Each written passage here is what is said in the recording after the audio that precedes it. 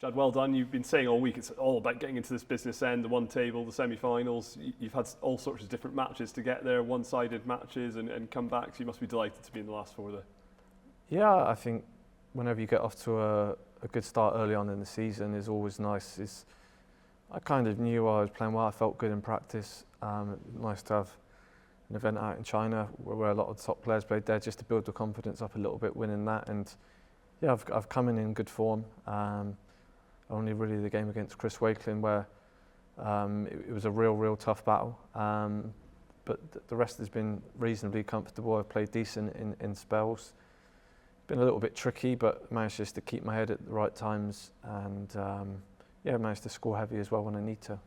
Something you've always maintained is that the things you've taken most pride in is the seasons when you had those 5 or 6 ranking titles rather than just necessarily the big events, winning them in isolation. If you were to do that this season or whenever, how important is it to try and get silverware early on? I mean, if you could do it this weekend, it would be a huge thing for you, wouldn't it? I think something that I've learned being professional for so long now is you feel like you've got a lot of time, you feel like you've got a lot of tournaments, but you really haven't.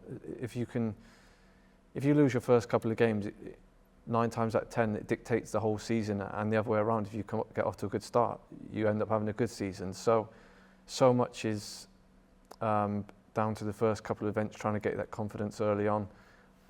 So it's nice again to get off to a good start. I knew I was playing well early on in Champions League. I didn't lose. He went out on frame difference, which is a little bit of a dodgy format. But yeah, I still feel really good, undefeated so far in the season, and feel like I'm playing some good stuff.